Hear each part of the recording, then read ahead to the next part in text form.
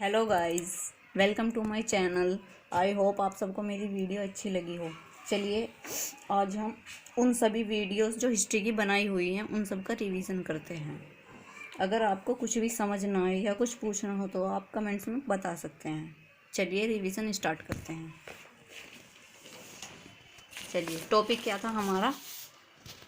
मानव सभ्यता का विकास। प्रारंभ से लेकर वर्तमान तक के समय को 3 भागों में बांटा गया। प्रागैतिहासिक काल, आधे ऐतिहासिक काल और इतिहास काल। प्रागैतिहासिक काल हम उस काल को बोलते हैं जिसके बारे में कोई सबूत नहीं थे, और आधे ऐतिहासिक काल लिखित है पर हम पढ़ नहीं सकते, जैसे कि सिंधु घाटी की सभ्यता में जो सबूत मिले हैं वो ऐसी लैंग्वेज में हैं जो हमें सबूत तो हैं पर वो समझ नहीं आएगी। और इतिहास काल लिखित हैं और पढ़ी भी जा सकती हैं, जैसे कि कुतुब मीनार है, आगरा का ताजमहल है, वे सभी। अब हम प्रागैतिहासिक काल पर चलते हैं।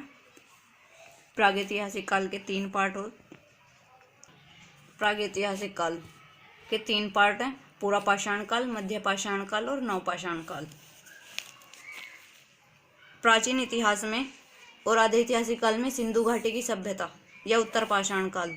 हमारे यहाँ सिंधु घाटी की चल रही थी ये वाली सभ्यता। तो इराक में मेसोपोटामिया की सभ्यता, चीन में चीन की सभ्यता, मिस्र में मिस्र की सभ्यता, बाकी और भी हैं पर ये 4 बहुत हैं। इतिहास काल: प्राचीन इतिहास, मध्यकालीन इतिहास और आधुनिक इतिहास। इसके भी 3 पार्ट हैं। प्राचीन में हिंदुओं का राज था, मध्यकालीन में मुगलों का राज था और आधुनिक इतिहास में फिर हिंदुओं का राज आया। प्राचीन इतिहास में उनका जैसे गौतम बुद्ध, महावीर स्वामी, हर्यक वंश आदि ये सब थे, शिशुनाग वंश। और इसमें मुगलों का था। इन मुगलों का युग 712 से 1757 तक। और आधुनिक इतिहास में फिर हिंदुओं का राज आया, जैसे गांधी जी, अंबेडकर, बाबा साहेब, ये सब। प्रागैतिहासिक काल: मानव सभ्यता का विकास का वह काल जिसके बारे में कोई लिखावट नहीं है या उसे प्रागैतिहासिक काल कहते हैं, अर्थात जिसके बारे में लिखित साक्ष्य ना हो उसे प्रागैतिहासिक काल बोलते हैं। रिवीजन मोस्ट है, रिवीजन करते रहिए। इसके अंतर्गत मानव सभ्यता का अधिकतम समय 98% समुदाय आ सकता है। इसे 3 भागों में बांटा गया: पूरा पाषाण काल, मध्य पाषाण काल और नवपाषाण काल। इसमें क्या पढ़ेंगे हम? सामाजिक, आर्थिक, राजनीतिक व्यवस्था वे कैसे रहते थे। ठीक है। आधे ऐतिहासिक काल: मानव सभ्यता के विकास का वह काल जिसके बारे में लिखित नहीं जा सकता, उसे आधे ऐतिहासिक काल बोलते हैं, जैसे कि सिंधु घाटी की सभ्यता।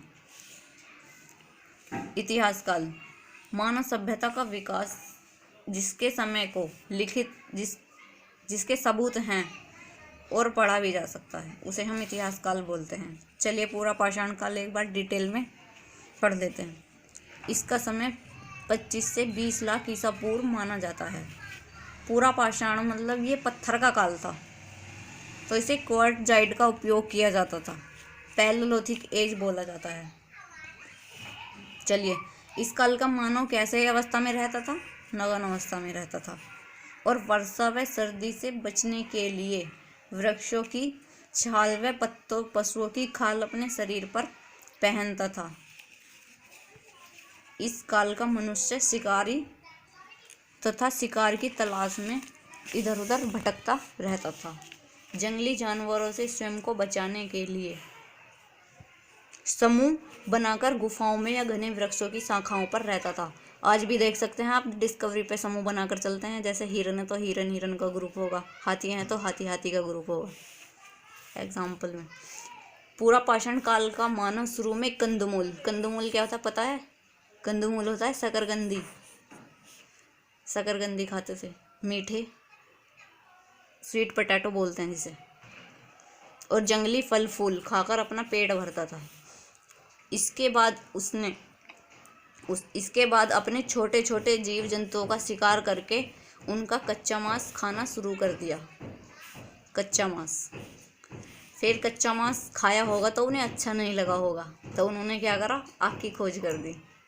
आग की खोज कैसे करी होगी? 2 पत्थर खेल रहे होंगे वे, तो 2 पत्थर आपस में टकरा दिए होंगे तो चिंगारी छूट गई होगी, तो उससे आग जल गई होगी। फिर उन्होंने मांस को पका लिया होगा, तो फिर उन्होंने मांस को पका कर खाना शुरू कर दिया। पूरा पाषाण काल के अंत में फिर उन्होंने आग की खोज करी, तो पूरा पाषाण काल के अंत में मानव ने आग की खोज की और वह अब मांस को पकाकर खाने लगा। और इस काल के मुख्य औजार क्या थे? कोर, फलक और हस्तकुठार। कोर, फलक और हस्तकुठार। कोर क्या था? कुल्हाड़ी। फलक क्या था? गंडासा। और हस्तकुठार क्या था? खुरचनी। यूपीएससी के क्वेश्चन में आप देख सकते हैं, ये ऐसे ऐसे वर्ड आ जाते हैं। कोर क्या था?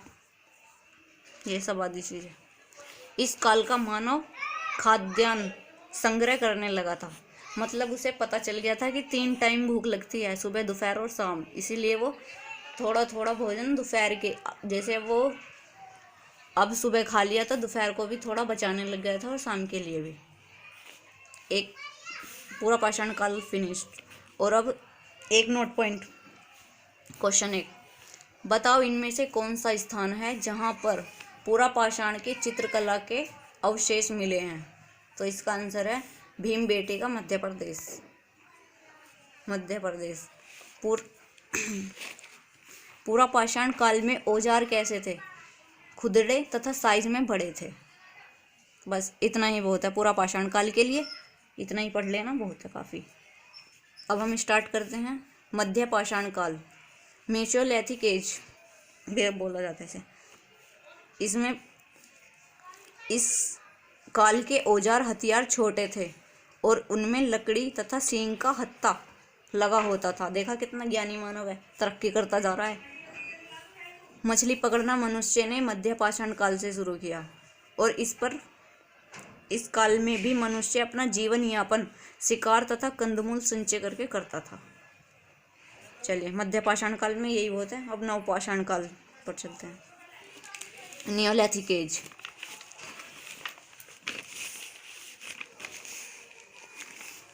इस काल में मनुष्य ने, नवपाषाण काल में मनुष्य ने कृषि करना शुरू कर दिया। नवपाषाण काल में मनुष्य कृषि करेगा तो एक जगह फिक्स होना बहुत ज़रूरी है, तो इसलिए उसने एक जगह अपना घर फिक्स बना लिया। और कृषि के लिए पानी भी बहुत ज़रूरी है, तो नदियों के किनारे घर बनाकर रहने लगा। ठीक है। इस काल में मनुष्य ने स्थायी जीवन शुरू कर दिया और नदियों के किनारे घर बनाकर जीवन यापन करने लगा। और इस काल में मानव उत्पादन करता बन गया था। जब वो सब चीज़ उगाने लगा तो उत्पादन करता बन गया। चलिए, इस काल में मनुष्य ने पशुपालन भी शुरू कर दिया, पशुपालना भी शुरू कर दिया और सबसे पहले कुत्ते को पाला। और इसके बाद गाय, घोड़ा, भेड़, बकरी आदि ऊँट को पालने लगा। और अब उसे पता चला कि कृषि कोई सब कुछ उगाने लगा है तो बर्तन भी चाहिए, तो उसने मिट्टी के बर्तन बनाने स्टार्ट कर दिए चाक के रूप में। इस काल में पहिए का आविष्कार हुआ, नाज या जो भी भरने के लिए, नाजवाज भरने के लिए पहिए का आविष्कार हुआ चाक के बर्तन बनाने के लिए। इसका सबसे पहले प्रयोग चाक के रूप में किया गया। जब उसने चावल या गेहूँ भरे होंगे तो वो फूट गया होगा, तो उसने जैसे मांस पकाया तो ऐसी बर्तनों को आग पर पकाने लगा। अब बर्तन में पक्के हो गए। अब वह मिट्टी के बर्तन बनाने लगा और अपना अनाज संग्रह करने लगा। प्रारंभ में मानव ने कच्चे बर्तन बनाए और बाद में उन्हें पक्के बर्तन बनाने लगा। इस काल के औजार कैसे हो गए थे तथा हथियार छोटे, हल्के, सुडौल और पॉलिश भी हो गई, उन पर पॉलिश युक्त होते थे। चलिए, ये तीनों टॉपिक खत्म हो चुके हैं। अब नोट पॉइंट देख लेते हैं। मनुष्य ने सबसे पहले किस धातु का प्रयोग किया? तांबा। ये क्वेश्चन लिख लेना, बहुत मोस्ट इम्पोर्टेंट है, नोट कर लेना। पूरा पाषाण काल का पता कौन से यंत्र से लगाया जाता है? तो C14। प्रागैतिहासिक मानव द्वारा प्रयोग में लाई जाने वाली पहली धातु क्या थी?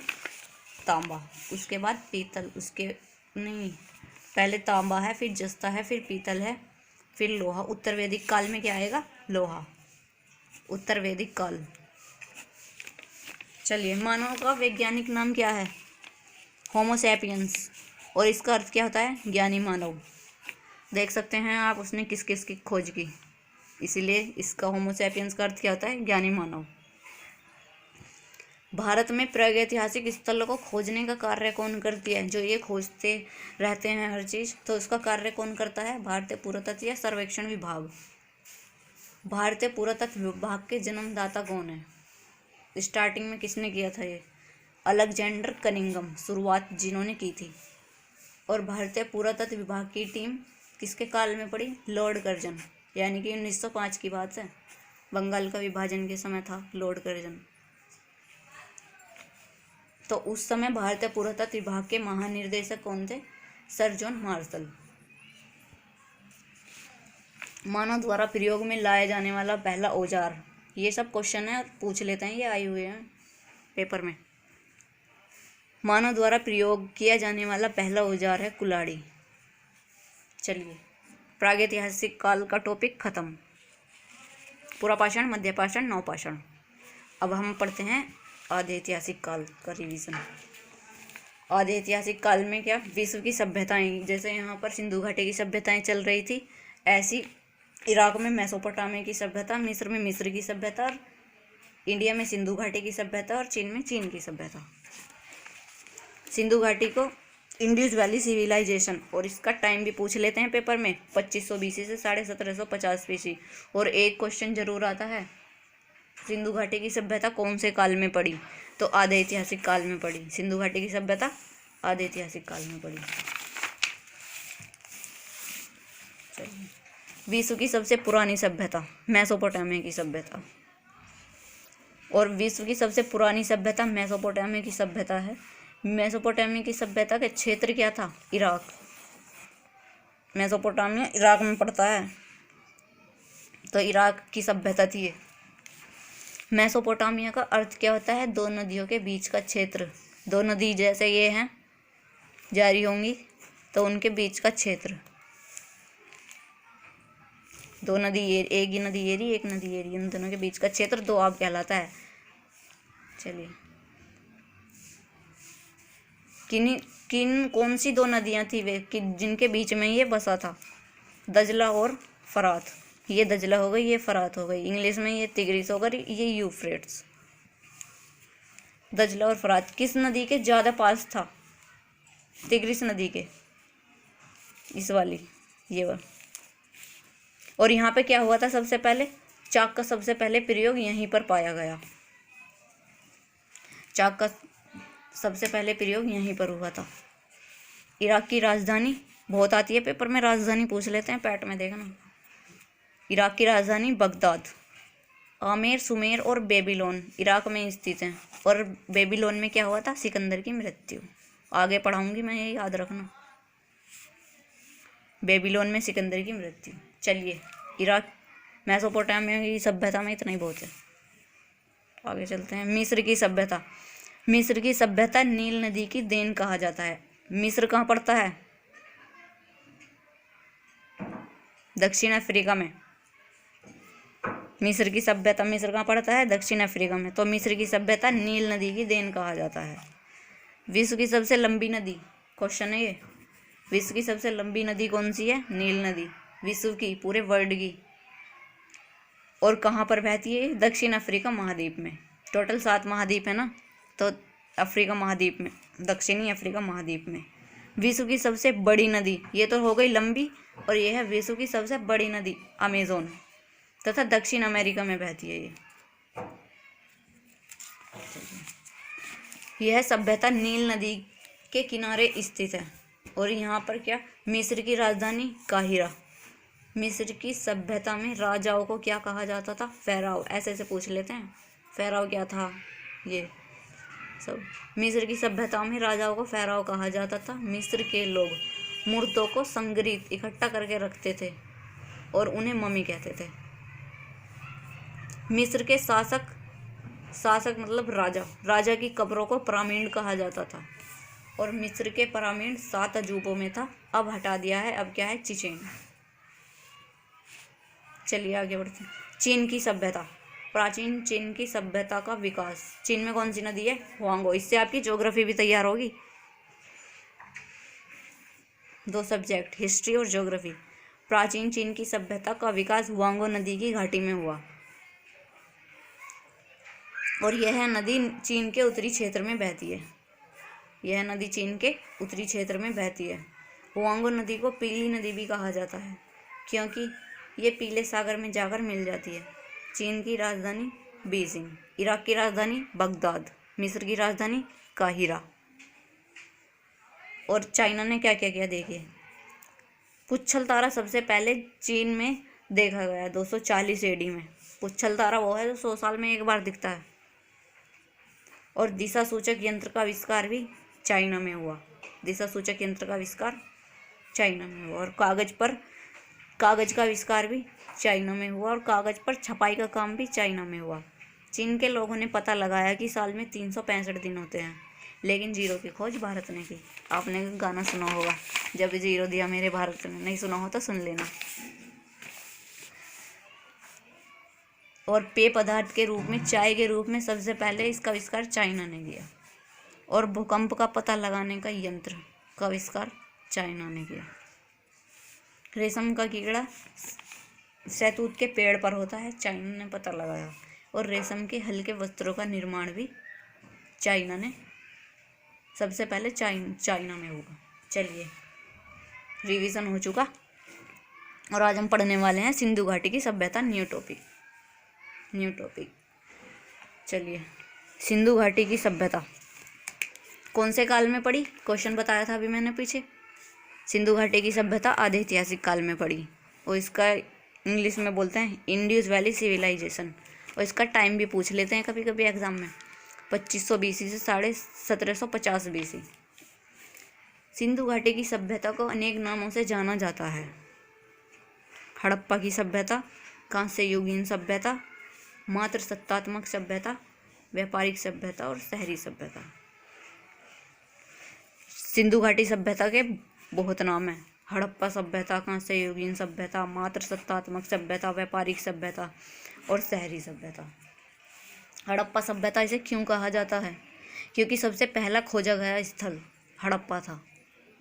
कांस्य युगीन सभ्यता इसे क्यों कहा जाता है? क्योंकि कांस्य की बहुत सारी मूर्तियां मिली हैं, इसीलिए इसे कांस्य युगीन सभ्यता कहा जाता है। और मात्र सत्तात्मक सभ्यता इसे क्यों कहा जाता है? क्योंकि महिलाओं की अधिकतम मूर्तियां मिली हैं। और व्यापारिक सभ्यता इसे इसलिए कहा जाता है क्योंकि व्यापार अच्छा था। शहरी सभ्यता इसलिए कहा जाता है क्योंकि शहरी नमूने मिले हैं।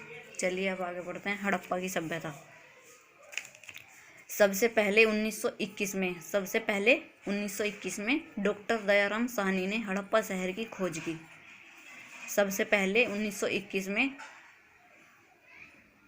दयाराम साहनी ने हड़प्पा शहर की खोज की और इसीलिए सिंधु सभ्यता का सबसे पहला खोजा गया स्थल हड़प्पा था, इसीलिए इसे हड़प्पा नाम दिया गया। समझ आया? सबसे पहले 1921 में डॉक्टर दयाराम साहनी ने हड़प्पा शहर की खोज की और इसीलिए ये सिंधु घाटी सभ्यता का सबसे पहला खोजा गया स्थल बन गया, इसीलिए इसे हड़प्पा नाम दिया गया। वर्तमान में हड़प्पा कहाँ पड़ता है? बहुत क्वेश्चन आएंगे इसमें से आपके, इसीलिए मिस मत कीजिए, क्लास देखते रहिए। वर्तमान में हड़प्पा पाकिस्तान के पंजाब प्रांत में मोंटगोमरी जिले में रावी नदी का प्राचीन नाम है परोसनी के तट पर स्थित है। तो वर्तमान में कहाँ पड़ता है हड़प्पा? वर्तमान में हड़प्पा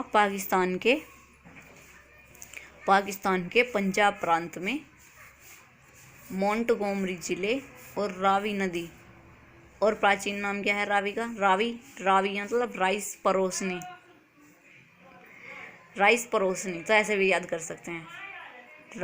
रावी प्राचीन नाम परोसनी नदी के तट पर स्थित है। सिंधु घाटी की सभ्यता इसे क्यों कहा जाता है? सिंधु घाटी की सभ्यता, ये मेंस में पूछ लेते हैं यूपीएससी के।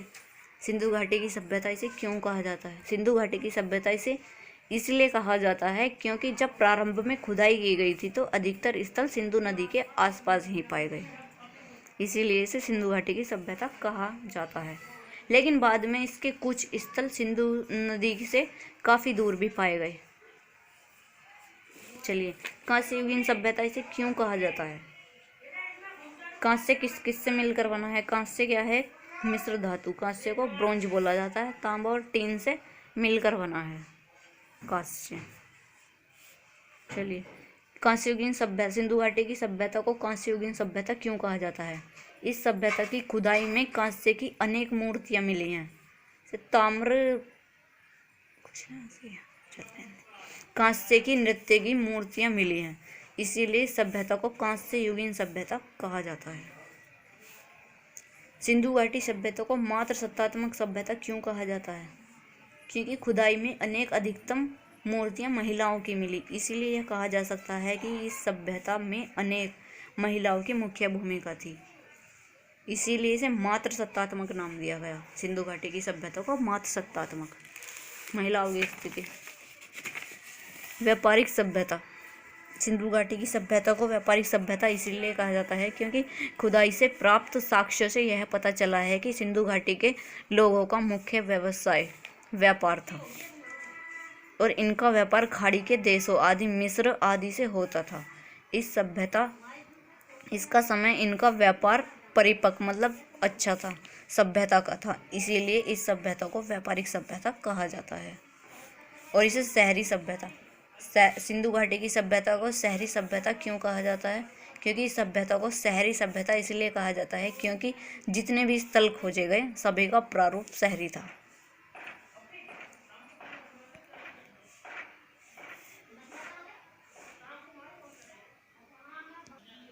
सिंधु घाटी का विस्तार भारत में।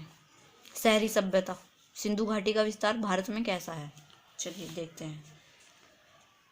जम्मू कश्मीर, मांडा से लेकर महाराष्ट्र तक और यूपी से लेकर इराक और पाकिस्तान के बॉर्डर बलूचिस्तान पर। चलिए, सिंधु घाटी का विस्तार उत्तर भारत में, यानी कि जम्मू कश्मीर में मांडा नदी और चेनाब। वो मांडा जगह नदी है चेनाब, प्राचीन नाम है अस्कनी। चुभे कांटे, कांटे चुभे तो आंसू निकले। चुभे ऐसे याद कर सकते हैं, ट्रिक है ये। चुभे कांटे तो आंसू निकले। तो चेनाब का प्राचीन नाम क्या है? अस्कनी। और जगह कौन सी है? मांडा, जम्मू एंड कश्मीर में। तो यहाँ से फिर सीधा चलते हैं महाराष्ट्र, देमाबाद। महाराष्ट्र में देमाबाद है और अहमदनगर जिला। और नदी कौन सी है? परावरा नदी। और अब यूपी में, यूपी आलमगीरपुर, बागपत जिला और हिंडन नदी हिंडन से लेकर इराक और पाकिस्तान के बॉर्डर बलूचिस्तान में। और नदी कौन सी है? जगह है सुतकागेन और दासक नदी। ये आपको और आगे 15%। सिंधु घाटी की सभ्यता। सिंधु घाटी की सभ्यता त्रिभुज आकार में फैली थी। क्वेश्चन आता है बहुत, सिंधु घाटी की सभ्यता कौन से आकार में फैली थी? तो आंसर त्रिभुज आकार। सिंधु घाटी की सभ्यता का विस्तार 3 देशों में फैला था, अफगानिस्तान, पाकिस्तान और भारत। अफगानिस्तान की राजधानी काबुल और पाकिस्तान की राजधानी इस्लामाबाद। इस्लामाबाद का वास्तुकार है चौधरी लियाकत अली खान, वास्तुकार। और भारत की राजधानी न्यू दिल्ली और दिल्ली का वास्तुकार लुटियन, जे लुटियन। और अफगानिस्तान में कौन कौन से स्थल थे? सुरतगोई, मुंडीदास और देमोरासी। पाकिस्तान के स्थल देखते हैं, हड़प्पा, मोहनजोदड़ो, चंदूदड़ो और आमरी। हड़प्पा की खोज कब हुई? 1921 में। मोहनजोदड़ो की 1922 में। मोहनजोदड़ो के ऊपर फिल्म भी बनाई हुई, ऋतिक रोशन की, देख सकते हैं आप। चंदूदड़ो की 1930 में और आमरी की 1931 में। और भारत के स्थल थे मांडा, आलमगीर, जो मैंने अभी पीछे करवाए, मांडा, आलमगीर, देमाबाद, रंगपुर, बनावली, धोलावीरा, कुनाल, बनावली, लोथल, रोपड़, राखीगढ़ी। ये मोस्ट इम्पोर्टेंट है, इन्हें ज़रूर कीजिए। बस आज के लिए इतना ही बहुत। अगर वीडियो अच्छी लगी हो तो लाइक कीजिए, शेयर कीजिए, सब्सक्राइब कीजिए और कमेंट्स कीजिए। चलिए, thank you watching my video.